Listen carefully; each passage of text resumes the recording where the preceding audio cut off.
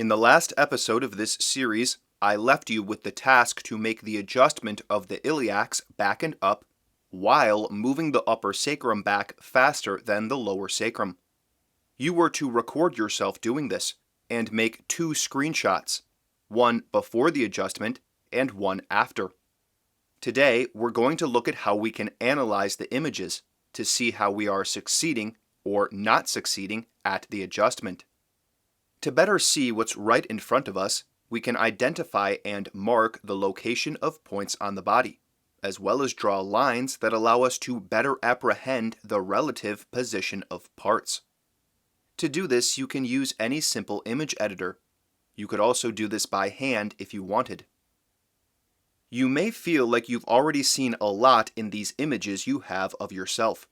Perhaps you appear more bent than you would have thought. Since we don't look at ourselves from the side very often, it can be eye-opening to see the unvarnished truth of how you stand.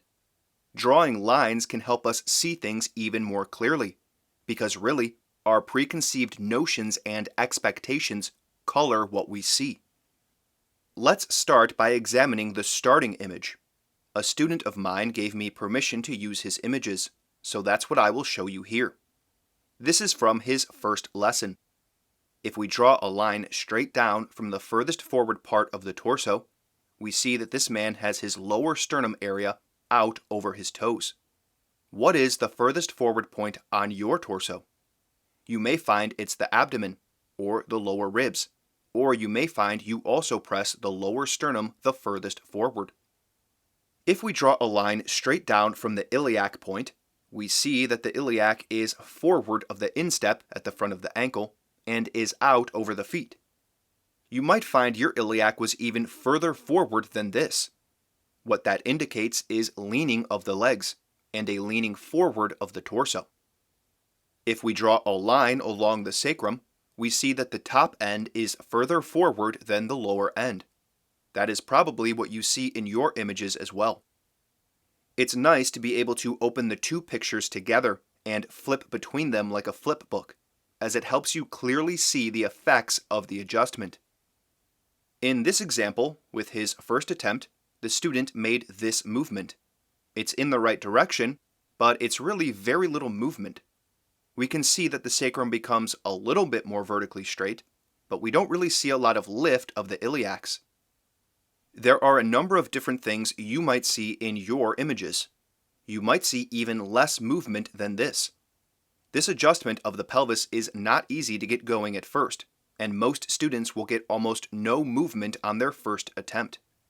This student had watched many of my videos and had worked at these things a bit on his own. So if you made less movement than this, that's okay, but now you know you need to move a lot more than you think. Some of you might find that you moved the lower sacrum back too fast, and so you poked your butt out a bit. That's not the correct movement. That means you sent an order for the upper sacrum to go back faster, but the signal was faulty in some way, and so you ended up moving the lower sacrum just as quickly. That's something to be aware of.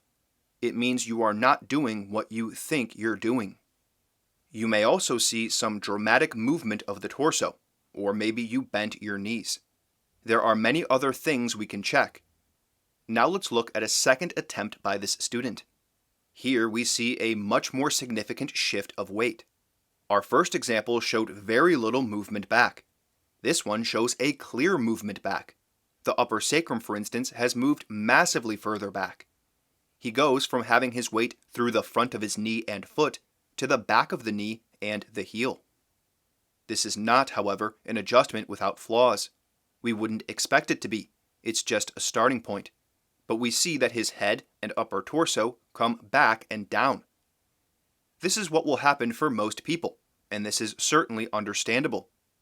Tissues connect the pelvis to the rib cage. If you pull the pelvis like this without keeping in mind what's happening in your rib cage, the rib cage will get pulled back and ultimately down. So next episode, we will look at beginning to coordinate multiple movements together, as that is what we will need to stretch the fascia of the body. However, I want to point something out here. After making these adjustments during the lesson, the student said to me, I would never have gone this far on my own.